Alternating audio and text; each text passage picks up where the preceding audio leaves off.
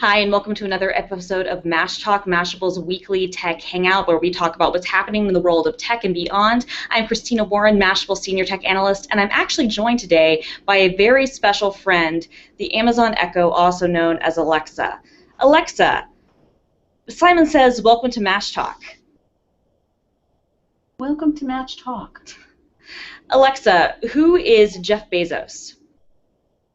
Jeffrey Preston Bezos, born January 12, 1964, is the founder, president, chief executive officer, and chairman of the board of Amazon. Alexa, who is the CEO of Google? Google's chief executive officer is Larry Page. Alexa, are you listening to everything that I'm saying right now?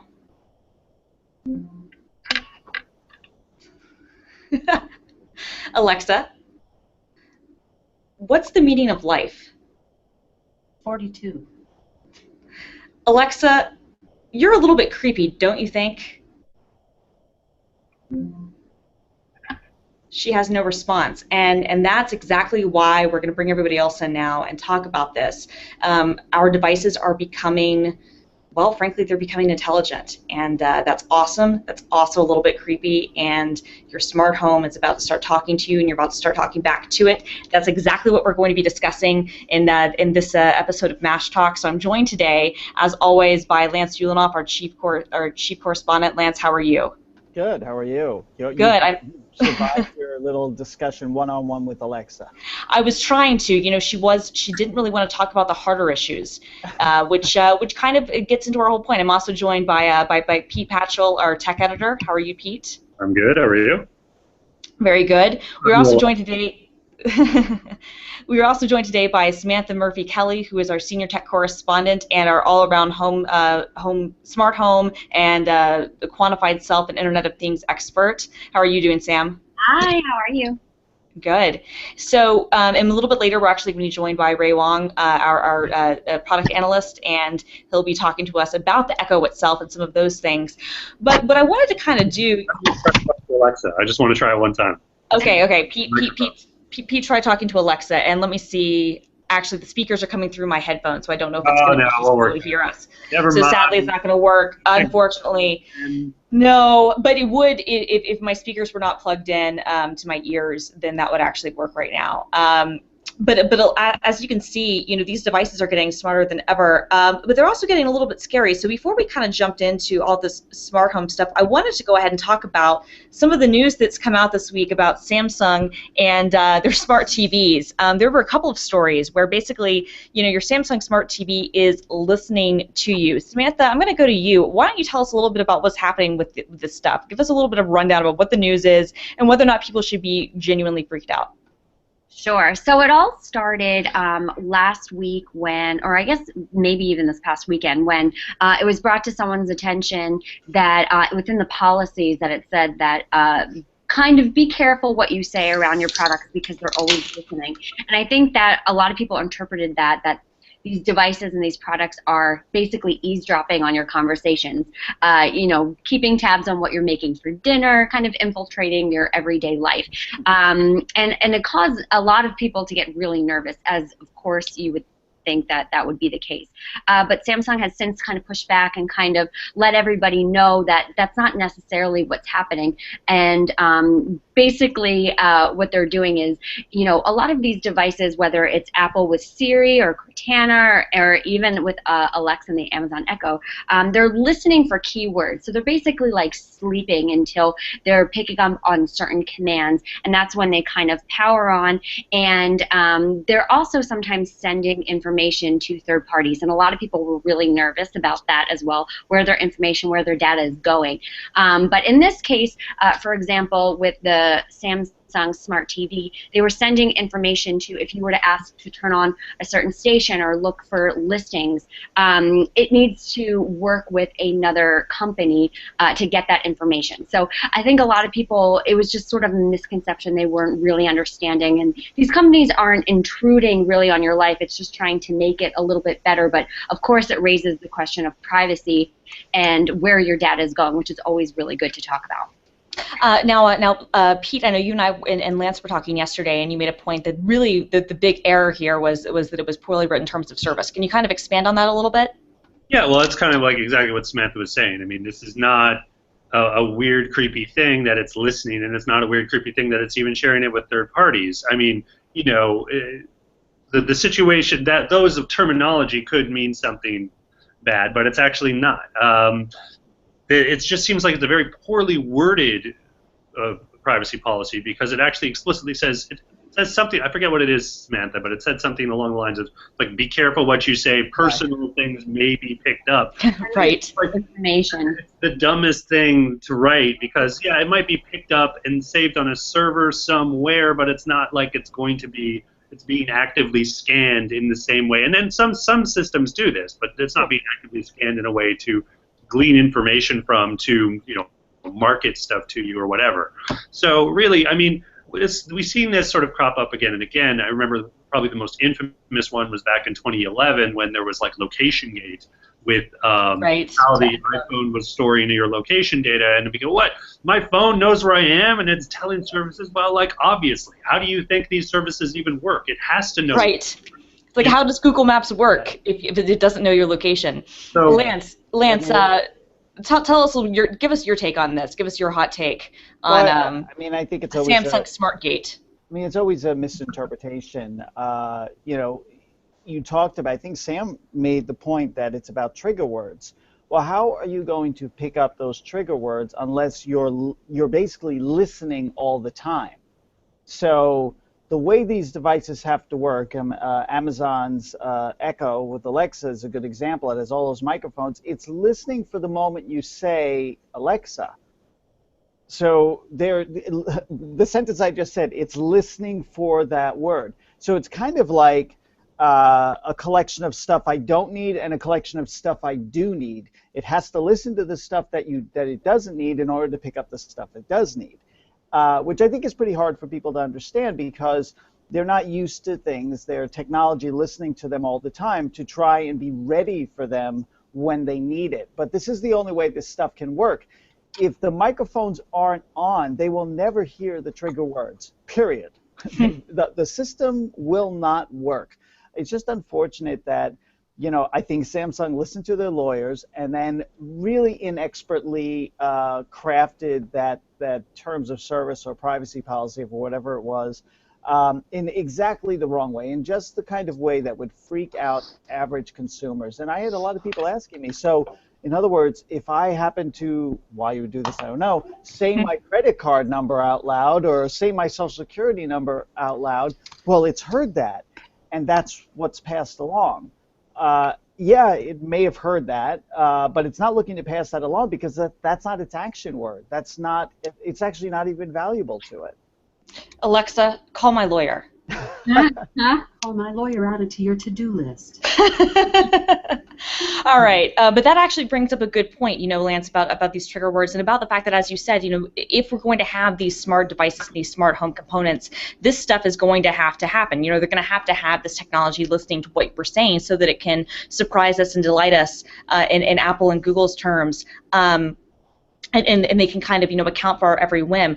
Samantha, you write a lot about kind of the rise of assisted and context-based devices. The stuff that, and basically kind of what we're talking about right now is that the stuff that makes smart home stuff and smart devices creepy is also what makes it really cool. From your reporting, the people you've talked to, the companies, you've looked at, how do you think they're doing at balancing the creepy versus awesome line? How good of a job do you think they're doing in terms of telling people, letting people know this is the potential of this without immediately going into, this is, I guess, being the Jetsons rather than being Blade Runner? How are they balancing that? Right. I think you nail it. It's sort of this strange balance of how to kind of blend the two.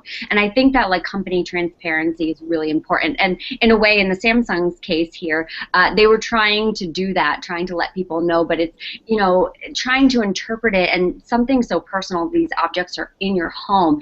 So you want to kind of, take it on in a way that's, this is like a delicate situation. You want to make sure that it's private and secure at the same time. And I think, similarly too, if you're incorporating this stuff into your home, a lot of people think, you mentioned the Jetsons, it's going to be like this stark, futuristic look, but a lot of people want their light switch to look like a light switch, or they want, their TV to look like a TV. So I think in the future we're going to see a lot of these things slowly trickle in and kind of become more of almost like a home decorating type of thing, and not just one day you're going to have this ultra futuristic home. And even as we see technology even coming to like your bed, for example, you might not wake up one day and say, oh, I really want a smart bed, but maybe, in 5 to 10 years when you buy a new bed, it will have this technology in place, and then maybe it'll start to integrate different parts of the home. But again, privacy and security is a huge thing that I think a lot of companies are trying to figure out the right message to convey to consumers, because a lot of the trust, people are really nervous about this. So it's making people feel comfortable is really important as well. And I think you're absolutely right. I mean, that's the big goal, is they need to make people feel comfortable so that they want to have this stuff in their homes. That becomes super, super important. Pete, I know you cover a lot of this stuff too, and you've been following the space for a long time. What do you think, when we talk about privacy concerns, when we talk about potential for hacking, obviously some of that is there, but how likely do you think it is that people should really be concerned about the safety when it comes to these devices? Well, I think there is definitely a lot of cause for concern. The biggest thing that comes to mind in this regard is the nanny cam stuff. Yeah.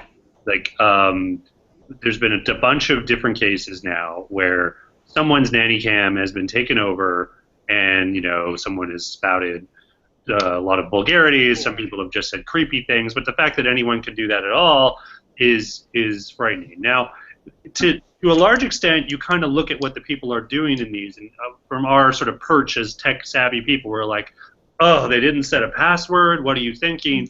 But really, it's like, well, not everyone is as tech-savvy as us. It's not like they shouldn't need to set a password. That should just sort of be built in somehow, so that people, there should be no way you can't set a password for it.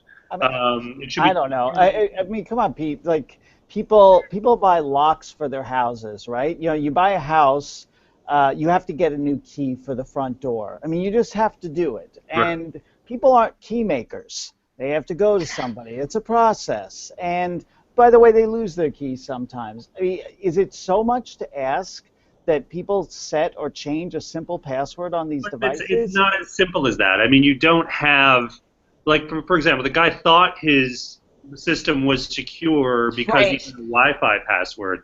These things are complicated. He thinks he has a password. You might think you have a key for one door and not another door. I mean, it's not the simple one-door solution we're talking about. There's like several layers of different doors doing different things. The deadbolt versus the chain. I know that's hard for people. I would like to see a report on the correlation between the number of people who have their nanny cams hacked and the people who have their homes broken into because they forgot to lock one of their locks.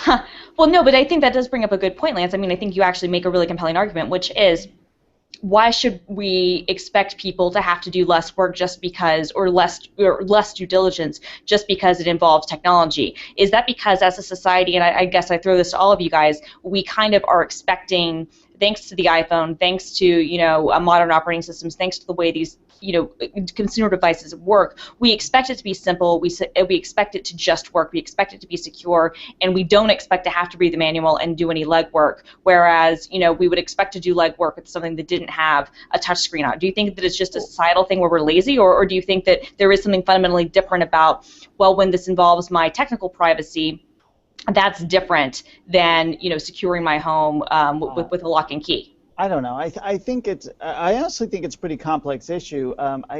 There is technology has. It's like technology's cousin is the boogeyman. Right? And the name of the podcast episode right now, guys. People have this innate fear of things that they don't truly understand. For as annoying as it may be to set up your lock in your house, your deadbolt, most people, if you talk to them, actually understand how it works. At a fundamental level, they understand it.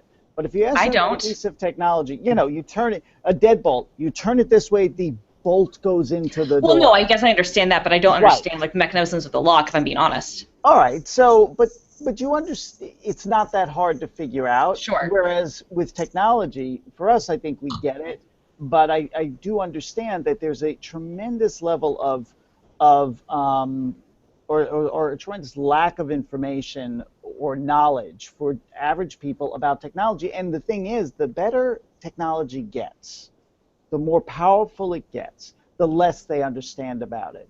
You know, they take for granted how Facebook works, how this Google Hangout works. They take for granted how their smartphone works.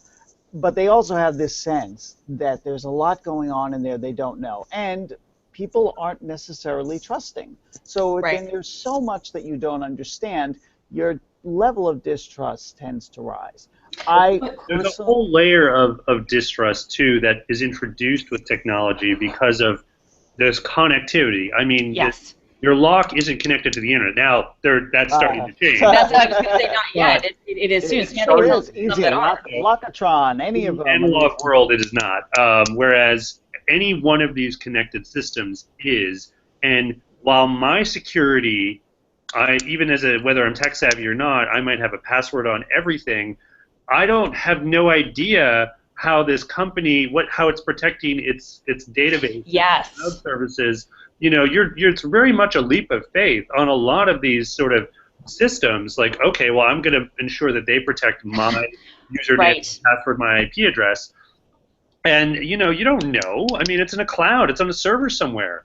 Right. Yeah, but those statements like that, I mean, this is what bothers me. I feel like when we say things like, you don't know, well, yeah, you don't know, so you should be terrified? No, I don't think it's about being terrified. You don't know how your car works. You don't know how all the things in your car work. No, granted, but there's a difference. Connected cars. You don't drive around. Exactly. Well, I mean, honestly, Lance, when we have self-driving cars, people are going to be freaked out for those reasons. And at this point, there are standards, and there's at least a manual involved where you trust that Mercedes or BMW or Ford or whoever is building something to a certain specification. What we're not sure of, and I agree with Pete's point on this, is whether we can trust these big companies to actually be following security protocols, because there isn't legislation in place. And I'm not saying that there necessarily has to be, but I'm saying there's not. And because there isn't a lot of set protocols for things to even have to exist, people can throw stuff up willy-nilly. You know, we look at what happened with Heartbleed last year. It was this massive problem. It was this massive hole that existed for years, was caught, and most big companies patched it before it was too late. But you know, there were tons of Android phones that were susceptible. There were countless routers and other network devices that could have been susceptible that there's no way to update. And beyond that, I mean, if I'm being honest here, and I don't want, I agree with you, Lance, not well, I'm just saying, you know, I'm with you not wanting to be like getting people freaked out, and I don't want people to think it's the boogeyman, but there have been a lot of instances where very large companies have proven to have very, very poor security. I mean, look at Sony, and I'm not even just talking about, you know, their internal networks at Sony Pictures. I'm talking about the PlayStation Network. I'm talking about lots of cloud services. Companies time and time again have shown us that they don't necessarily protect things as well as they should. And my question then is, if we're starting to store more of this personal information in the cloud, what do we need to let regular people know? If people like me are at least, if not concerned, at least aware of that sort of stuff that's out there, what can we do to get people more comfortable with sharing this stuff, and what can we do to force these companies to, you know, take our stuff seriously? Because if I'm being honest, I'm not concerned about Samsung listening to me talking to my TV. I'm concerned about Samsung not having encryption on the stuff they're storing, and not actually separating it so that it can't be linked directly to me. That's my real concern. It's not that they're listening to me, it's that they don't know how to protect their data, and that someone else will be able to grab it and do something nefarious with it. Well, I do think, you know, that's a really important point, that you know, a lot of consumers are concerned about big companies hearing them. You know, they always assume that they're doing bad things with their data, and by and large they're not. But every single company that has data is under attack. Yeah. And this, you know, there was I was just talking yesterday on Tech News Today about this. There was I think a state that was passing really strict penalties against companies that don't have in place protections up front for these kinds of things, protecting the data. So, you know, and that they would be liable in the case of a hack, and, you know, not, you know, it's like people can't go after the hackers, they have to go after the company that didn't do the job. And I do think that's a fair and valid concern. I just hope, you know, you mentioned Heartbleed. And here we are many months later, and the sum of actual damage to regular people, well, it hasn't really been quantified, but I don't think it's been that great. Sure. I think it revealed something about the nature of the internet, the nature of these companies and all this data, but we have not, the most damaging hack that I've seen that average people really understand and know about is the Sony hack.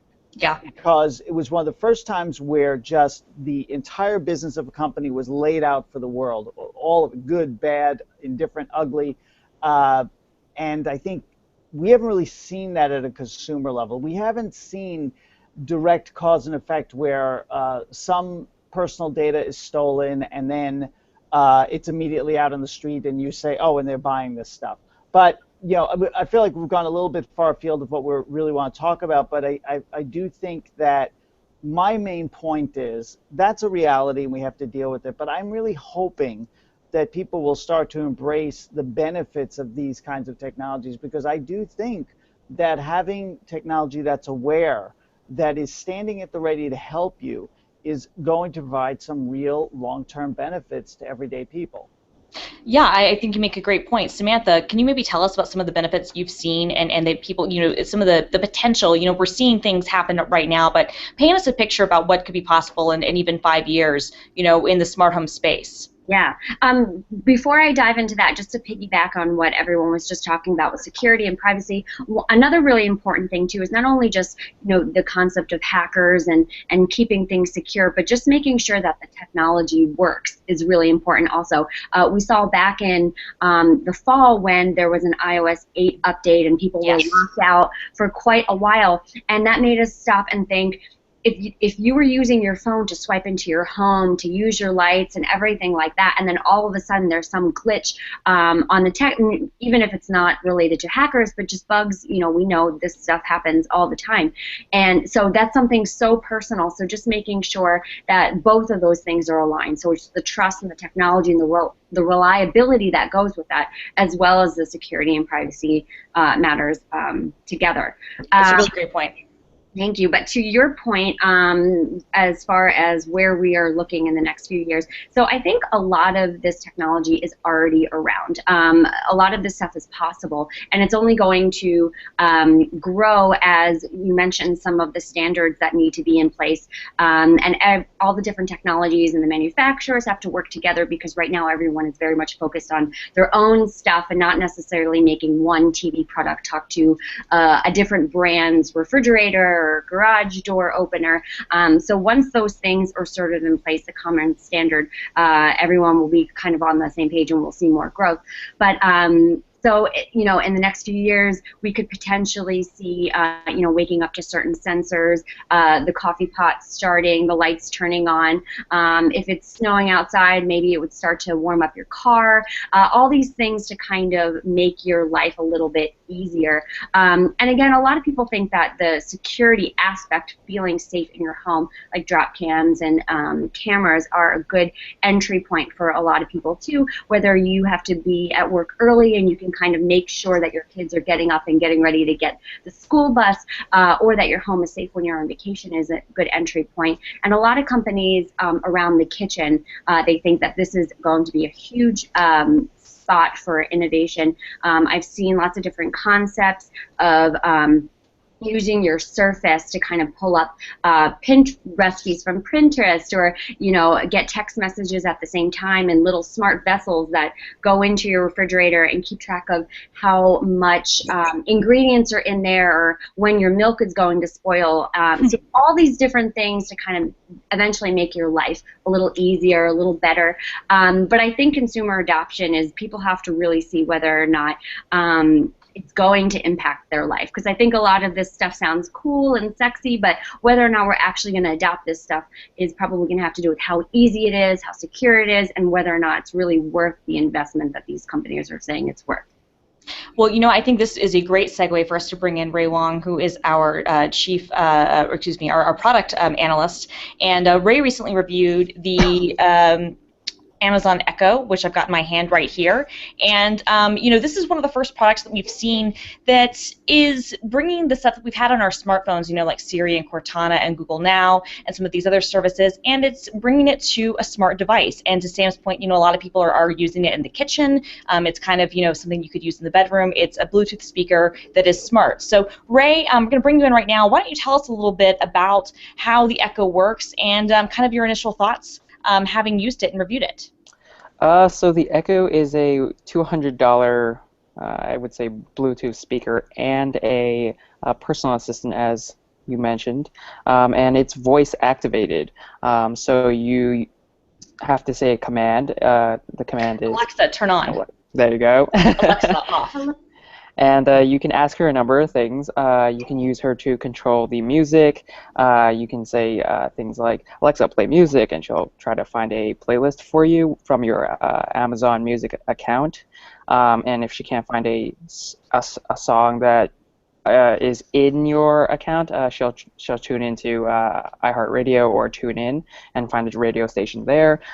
She isn't quite as powerful as say HomeKit or the potential of HomeKit, which will allow you to connect to various smart home things, so you can control the lights and maybe power on the speakers or whatnot.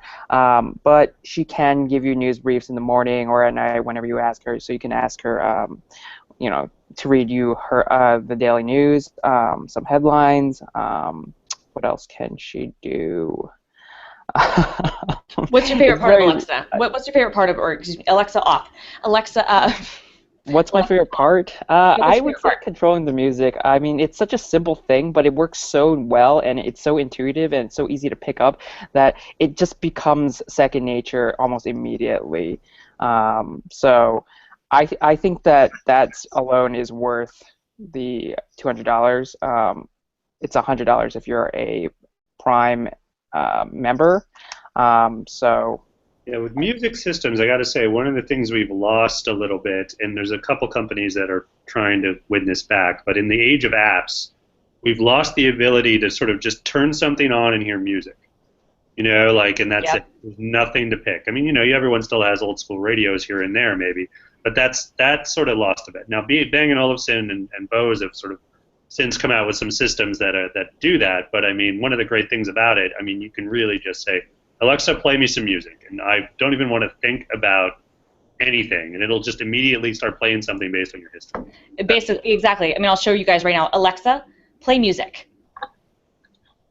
Here's a Prime playlist you might like. Songs for winners. Oh yeah. No, you're right. It's Alexa, stop. Fantastic, mainly because it's just so fast. Like, it's responsive, and I think that's what sells it. If it was a little slower, there was a lag, you have to wait for it. It just wouldn't work at all. You'd be frustrated with it. Ray, I have a couple of questions. Yeah. One, how did it know? Like, where did it come up with that song list? So you can, it will try to pluck songs from your Amazon Music library. If it's not there, it'll try to find a song from Prime Music, or the Prime Music subscription service. And then if it can't find anything from there that you like, then it will try to grab it from a radio station from iHeartRadio or TuneIn. So yeah, my dream would be like, it's sort of, you can do things, it'd be even more context. Like this, it's good now, and if you could just go, something more upbeat, like that, but Latin.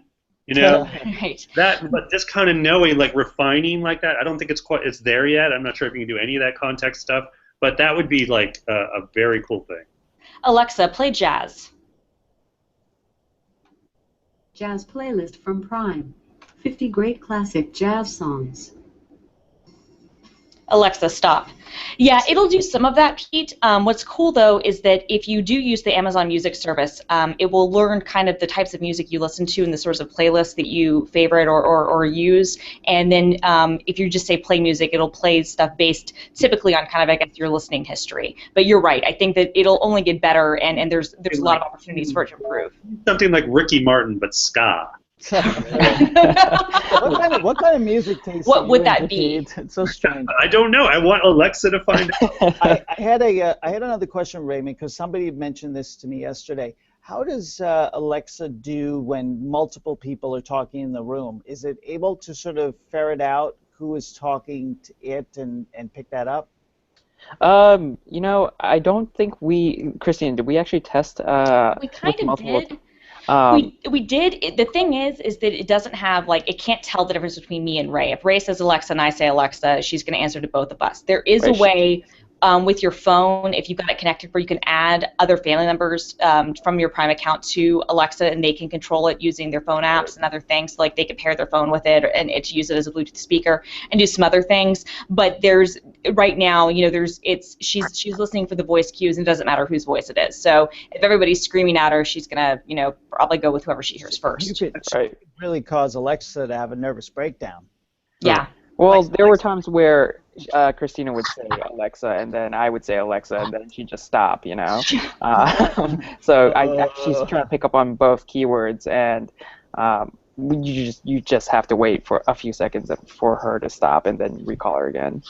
I gotta say, I think it was pretty inspired, a very good decision to make this into a speaker, because if you think of what they're trying to do, it could be any number of things. I mean, a lot of people are trying to do this through the phone. There's a lot of, Nest has its thermostat, which isn't explicitly a hub yet, but it has that potential. And then there's a lot of discussion around Apple TV being potentially the hub, and they haven't done that yet, and they may never, but being the hub of like a HomeKit, where it's like this, to do a speaker, it solves a lot of problems right away. I mean, you can plug it in, it's transportable, it's not portable, but I mean, it's not that heavy a lift to go from room to room. You can do it. Plus, it gives you that voice interactivity that's inherently more reliable than a phone, because you're not limited by size with the microphone or the speaker itself. Right.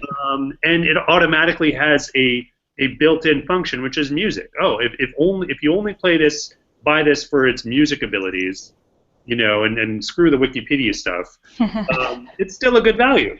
I mean, it's a good value. It is. With this really cool, integration with Prime Music and other services for only $100. And I would like to see it sort of do I'm hoping that it can do this, some sort of integration. We talked about this before, integration with existing music systems. So like if you have a Sonos Play One system, and it could be like the smartest speaker in the room, kind of controlling the ringleader for the rest of them, as opposed to, because in this way it ends up being like a really smart jam box. And I ultimately, if I want to fill the house with music or a podcast or something like that, I need it to integrate with everything else. I think that's something that Amazon's working on. They did say that they're working with developers, with content creators, and services to try to connect other devices to the Echo, and ultimately that is what the Echo's potential is. And I think that if we, with a little more time, we'll actually see that come to play. I think it's also really important to consider that Amazon is, at its core, they sell products. So just think about how powerful eventually it could be, even with shopping. If you're like, at Amazon, I'm brushing my teeth, add this to my shopping cart, and then it arrives at your door. You're an Amazon Prime member. It all blends together, and it'll make everything so much easier. So I think there's a huge potential for Amazon there. And also, again, just getting back to the sort of smart home integration that we're seeing with the lights and, garage door openers and everything we're seeing, you could eventually tell or ask Alexa to dim the lights, or get your coffee ready in the morning, and kind of use that as, like Pete mentioned too, like a hub that we'll see. And you could every now and then come in, Samantha, I think you're brushing a little too hard. Or you had 2 sugars yesterday, maybe 1 today, in the coffee. I think the perfect Amazon ecosystem is going to be one where there's a central Echo and then a bunch of microphones. Yeah. Because if I have it set up in the kitchen, it's not going to hear me brushing my teeth and realizing I just ran out of toothpaste. But if I have an Amazon Echo-powered mirror with a microphone in it, and I speak to it. So it comes with a remote control that includes a microphone. So you can actually do that. Now at this point, it's I believe it's Bluetooth. It's not Wi-Fi. But if they could make it Wi-Fi, you could potentially have it in other rooms of the house, and do that exact same thing. But I'm with you. I mean, I feel like eventually they want a network of little mini Echoes all around. Sam, I wanted to ask you, since you talked to a lot of people in this space, the Echo, it's still not widely available. I had to apply for an invite, and I was the first one to get the opportunity to buy it. So I got mine first. People are still waiting. So this isn't even widely available, but have you heard feedback from other people in the industry? Are people concerned about this? Other companies, are they trying to come out with their own competing smart Bluetooth speakers and do stuff like that? Stuff like this, are you seeing anybody trying to say, hey, you know what, this is a really smart idea, maybe we can even take it to the next level? I think that when it first launched, a lot of people were kind of surprised and trying to figure out what exactly it is and how, what Amazon's thinking is with this. Again, we know, of course, they launched a smartphone last summer. I think a lot of companies are just trying to figure out where they can see growth within the company, and this is one area. This is really their first major push into smart home, and again, they're trying to incorporate the Amazon Prime and different areas of their ecosystem, and we know Apple has done so much. People are so ingrained in the ecosystem there. So I think that a lot of companies are just kind of keeping an eye on Amazon, just like they're keeping an eye on a lot of different products too, and seeing where the potential goes from there. One interesting thing I do think, and Ray can back me up on this, that I think is interesting is that, Sam brought up the point that it would be really cool if this integrated so you could buy physical products from Amazon and it could, ship things directly to your house and that sort of thing. Right now, other than buying music and adding items to your shopping list, which is not connected to your Amazon cart at all, Amazon is really kind of hands-off on the commerce potential of this thing, which kind of surprises me. I don't know if it surprises me of you guys, but I would have kind of, and maybe it's probably by design. They're probably doing it because they don't want people to be freaked out too much. But I'm a little bit shocked that there is no way for me to say, Amazon, what's the price of this? Or, Alexa, what's the price of this? Or add this item to my shopping cart. That they have I think they've taken a concentrated effort of not linking it to their broader ecosystem, which is fascinating. What do you guys think about that? Yeah, totally, because remember the Fire Phone? That thing was just made just to sell, like the Firefly feature was made just to sell products off Amazon. Like you could scan objects and then it'll try to find price match things. And I think that freaked out a lot of people, and that was a huge turnoff for a lot of people because everybody looked at that phone and was like, oh, this is just a device made to sell more stuff off Amazon. And so they're taking a more, I guess, more reserved approach with the Echo and, trying to see where it will actually fit into the home and seeing whether people will actually accept it before they go and, let you buy more things. Right. I mean, basically, the criticism that all their stuff is just to sell more crap on Amazon has kind of stung with them. I think Bezos does believe Amazon is more than that, and I think they deliberately have not included such a feature in this to simply avoid that criticism out of the gate.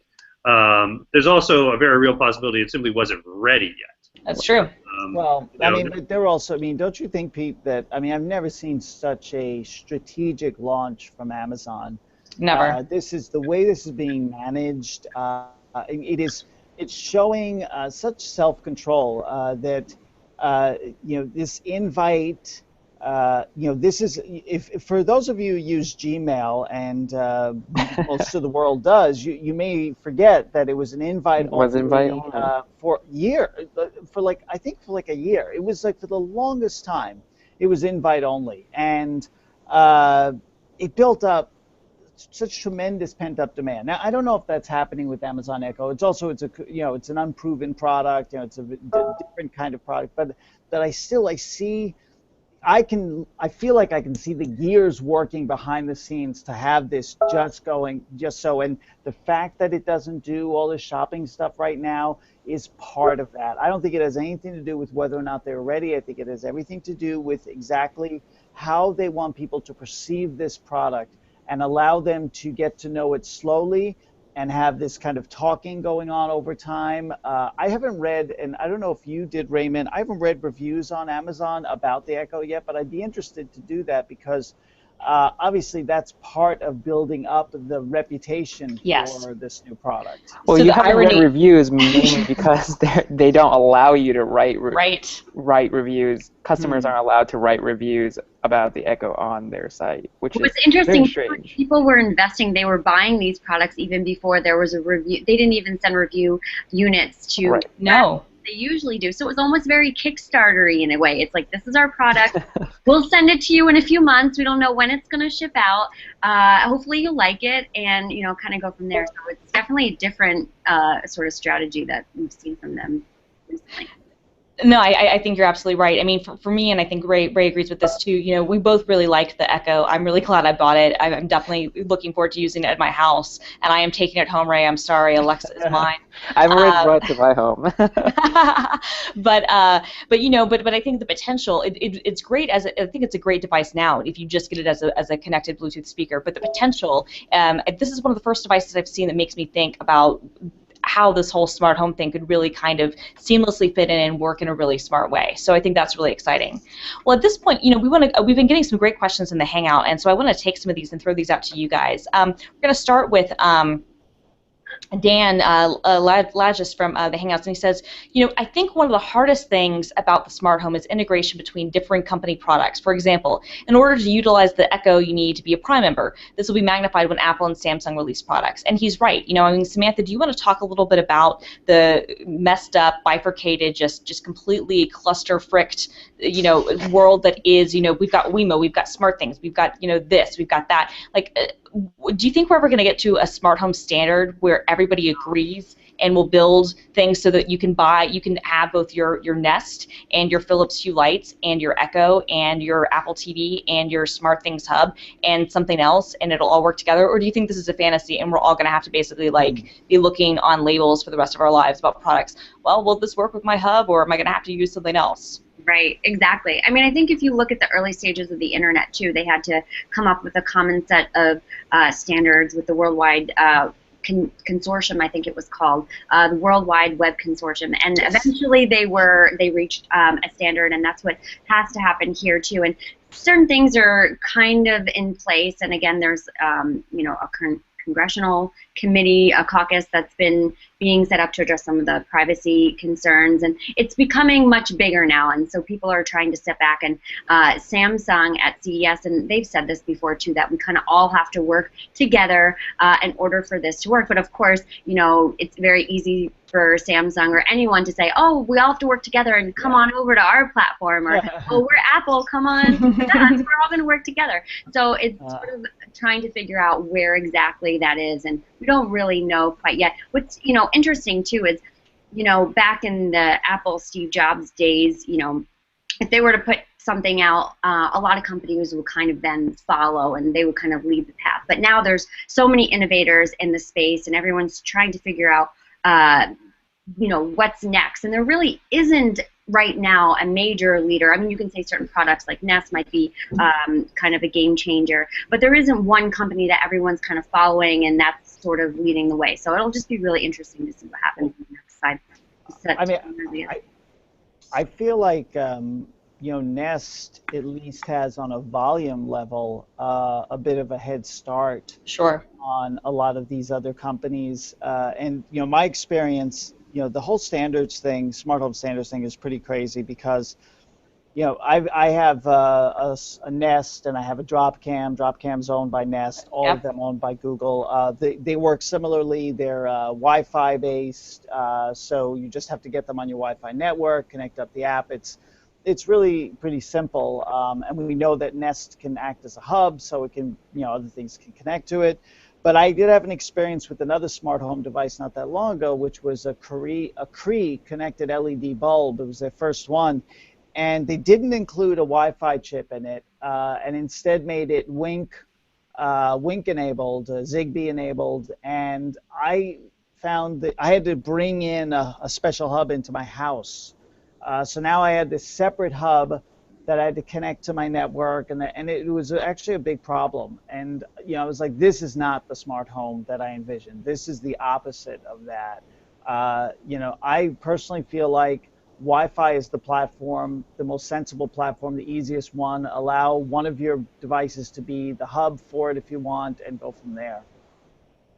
Yeah, no, I agree with you. I think the problem is, of course, when people want to have different radio frequencies and different security stuff, and it becomes, how many of these things are you willing to connect? You're right on, Christine. I mean, Wi-Fi is super convenient, though it might have prevented some of that nanny cam stuff we were talking about earlier. They were using Wink or Zigbee or That's true. whatever.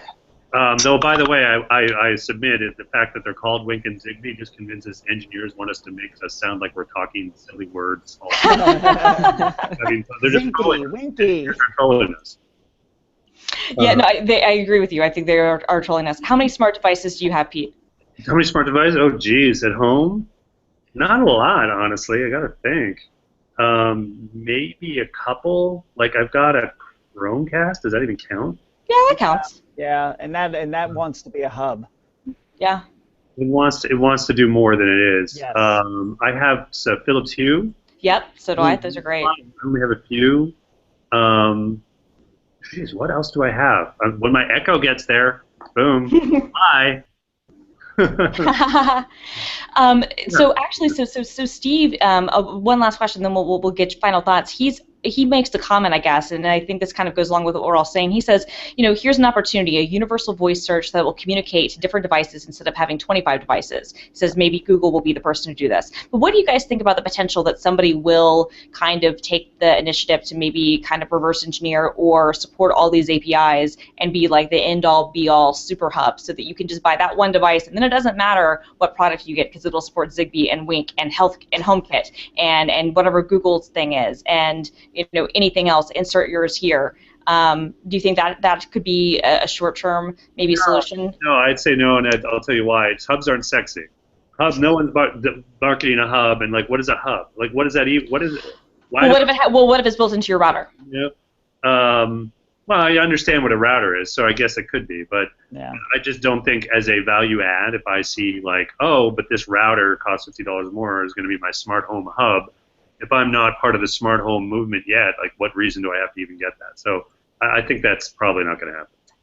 There's also going to have to be some sort of flexibility too, because if I'm an iPhone user and if you have a spouse or a roommate or whoever, a family member who is on Android, there has to be some sort of something there to kind of appease everybody, or else, to say you're going to have a Google household versus an Apple household is sort of a very challenging thing. Everyone's not going to agree on that. So that is something that manufacturers are going to have to address. You know what's funny, Samantha? It's funny you say Google household, because if you've noticed something about Nest and Dropcam is that they don't show that they are owned by Google. They don't talk about Google in their marketing. There are more iPhone screenshots on the Nest homepage than there are anything else. Well, it's now. just I think there's a really good reason for that. There is among a certain sector of the public tremendous distrust with Google.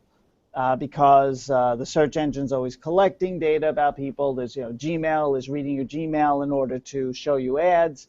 And so having a really intelligent device, one that can actually watch you, which is both Dropcam and Nest, because Nest knows when you're walking by, would freak people out if they understood or if they thought of it as Google's Nest. And I think smart homes in general are not. We've already kind of gone through that. We've gone through a period of time where companies tried to say, do a full boat transition to a smart home on our platform. And people weren't interested in doing that. Now, part of that was the technology, but I think people like to pick and choose. If they're going to buy a lock, for example, maybe they're a Schlog person. Maybe they're a Kwikset person. Maybe they're a Lockatron person. But they want to buy the hardware that they think is best and most secure, and then maybe they'll end up going with the technology from that company that goes with it, as long as it can integrate with everything else. I think you're dead on. I think you're dead on. Well, you know what? We are running out of time. This has been an awesome conversation, an awesome hangout. Be sure to, we're going to go around and get everybody's final thoughts, but I just want to say before we get there, if you like us, if you like MASH Talk, let us know on Twitter, on Facebook, on Google+, and we're going to be trying to put these things up on SoundCloud too, so you can listen to them if you're in the car, or, hey, you can listen to them on your Amazon Echo as well. So let's just go around the table and have everybody kind of give their final thoughts about, are you excited or scared by your new smartphone, by your new smart home overlords? I'm a little of both, but I'm more excited than anything else. Sam, let's start with you. I'm definitely more excited than anything else. I think you have to be, with anything, with any new technology, you have to kind of be smart about what you're, opting into. So I think, that's going to be really important, making the right decisions and putting up certain security factors. But even if you just look at Apple, we haven't even seen any HomeKit products hit the market yet. Some were announced back in January at CES, and so we'll start to see those in the spring. So I think in the next year, we're going to see a lot just within the next 12 months, and then, of course, in the next few years after that. So I think it's exciting. Proceed with caution, and we can go from there. Ray, what about you? Oh, I'm super excited after reviewing the Echo. Like, I want to control everything with my voice. Like, I want to be able to turn on, tell the windows to pull up the shades. I want to turn on the lights as soon as I get home. Like, it was just so responsive and natural feeling that I think that voice control really will take off in the smart home, if done properly and with proper developer support. Pete? Well, I'm telling you, I'm so creeped out right now. Check it out. TV in the room, and it could be listening. No, I'm excited. I'm a little more cautious. I think we could, people should not overlook sort of the marketing aspect of a lot of these context-based systems. Now, that's not to say be frightened by it, but and don't be cynical too much, because I think there is too much cynicism right now in presuming all these companies are just out for their own, purely for their own self-interest.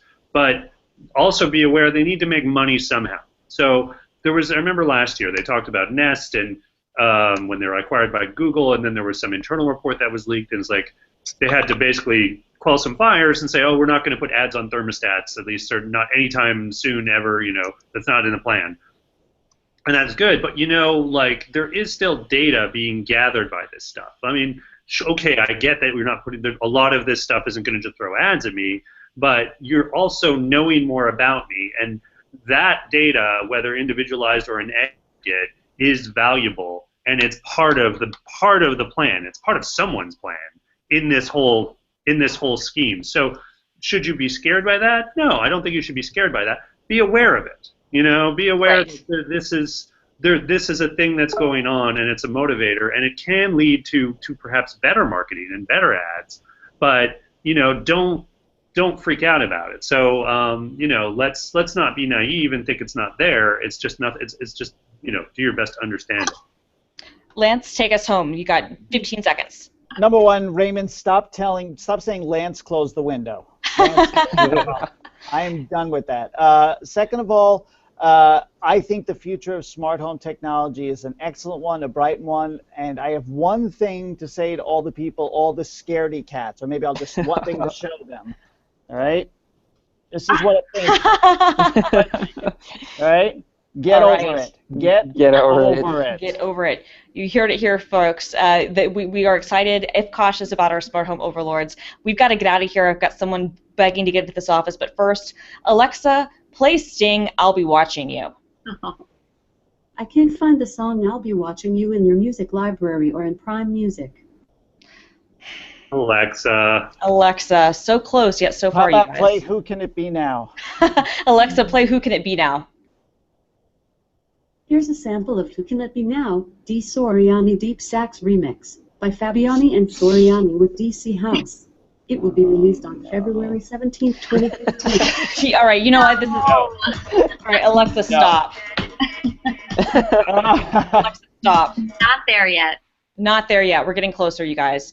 For everyone at Mashable, I'm Christina Warren. For Samantha Murphy, Ray Wong, Pete Patchell, and Lance Ulanoff and his scaredy cat. Join us next week. Bye, guys.